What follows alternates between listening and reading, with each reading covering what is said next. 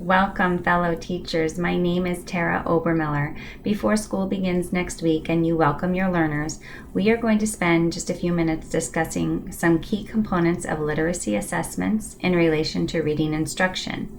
Having a clear understanding of these key components will guide you throughout the year as you select appropriate assessments, analyze data, and plan meaningful learning opportunities for your students while working in your PLCs.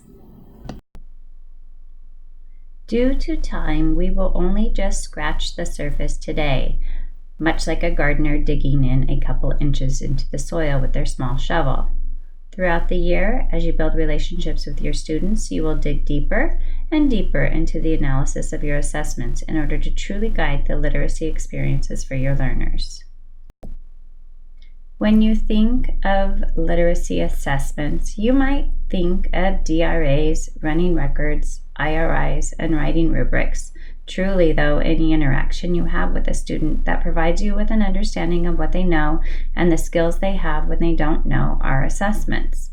Some are formal, like the DRA, or an end-of-the-unit reading or writing assessment, and some are informal, like running records or making anecdotal notes by conferring with a reader or writer. When deciding which assessment is best, it is important to consider your purpose. What skills are you assessing? Think of all the components of reading assessments: phonemic awareness, foundational skills, vocabulary, fluency, comprehension. Or what about those of writing? Planning, organization, elaboration and explanation, word choice, point of view, mechanics of grammar, spelling, punctuation. And each of these skills looks different depending on the mode of writing. What about language development?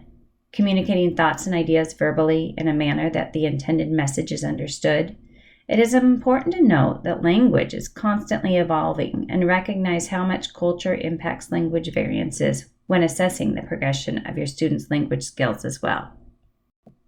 The type of assessment being administered affects your purpose equally. Is the assessment a diagnostic test, such as the Core Phonics Survey, used to draw out individual strengths, weaknesses, knowledge, and skills prior to instruction?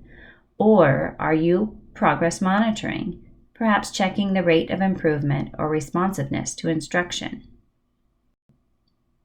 Furthermore, the intended audience may impact the type of assessment you select. Stop and consider who will be using the information provided from the assessment. Will the data be utilized to inform your instruction for the whole class, or to plan targeted skills to specific students? Or will your students analyze their own assessments and reflect on their skills to set goals? Perhaps the data is being collected by the reading specialist for reporting purposes or for consideration for title services. Depending on the audience, you might select a different assessment format, such as computer-based, individual interview, or traditional paper and pencil. 2 additional key components to review are remediation and intervention. Intervention is set apart from remediation in that students are formally identified through an assessment screener. A diagnostic assessment is administered to identify specific skill deficits, and progress is systematically tracked using a progress monitoring assessment. The reading specialist in your building will most likely administer these assessments and plan intervention instruction. Remediation, on the other hand, refers to the in-the-moment moves you will make as a teacher within the day to check for understanding. Based on your students' responses, you might recognize a need for reteaching. It is up to you when and how you remediate. Perhaps whole group, small group. You may use a kinesthetic approach with blocks.